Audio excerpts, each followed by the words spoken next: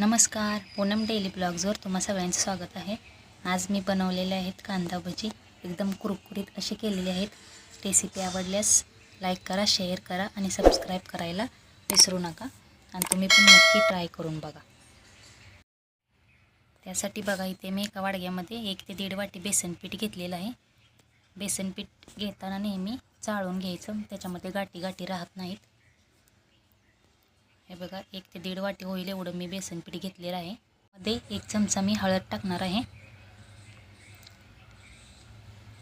गरम मसाला थोडासा, जिरा पावडर, धन्याची पावडर आणि लाल तिखट थोडंसं, 1 छोटा चमचा, चवीनुसार मीठ आणि वसा कांदा चिरून घेतलेला आहे उभा, एकदम बारीक बारीक असा उभा चिरून घेतलेला आहे। 2 कांदे मी चिरून घेतलेले आहेत, ते टाकलेले आहेत। कोथिंबीर घेतलेली आहे बघा, फ्रेश कोथिंबीर स्वच्छ धुवून घेतली। हे अगोदर चांगलं असं मिक्स करून घ्यायचं, थोडंसं मिक्स करून घ्यायचं। त्याच्यानंतर आपल्याला याच्यामध्ये थोडंसं पाणी ॲड करायचं आहे। जसं आपल्याला लागेल पीठ तसं पाणी ॲड करून हे चांगलं भिजवून घ्यायचं आहे पीठ। जास्त पण पातळ नाही करायचं आणि जास्त पण घट्ट नाही। हे बघा अशा पद्धतीने पीठ आपल्याला चांगलं भिजवून घ्यायचं आहे। जास्त पाणी अजिबात नाही ओतायचं, पातळ नाही करायचं। अशा पद्धतीने आपल्याला चांगलं पीठ भिजवून घ्यायचं आहे। हे बघा असं मी भिजवून घेतलेलं आहे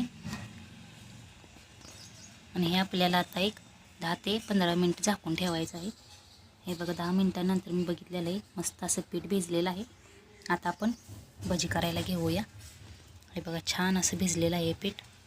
नेहमी पीठ भिजवल्या लगेच भजी करायचं नाहीत, एक 10 ते 15 मिनिटं ठेवायचं पीठ झाकून। एका कढईमध्ये बघा तेल घेतलेलं आहे मी, तेल थोडंसं गरम होऊन द्यायचं।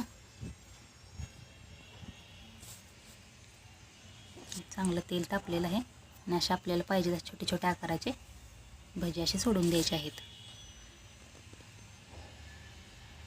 खूप छान भिजलेलं आहे पीठ, खूप छान भजी पण होत आहेत। रेसिपी आवडल्यास लाईक करा, शेअर करा आणि तुम्ही नक्की ट्राय करून बघा आणि कसे झालेत भजी ते पण कमेंटमध्ये सांगा।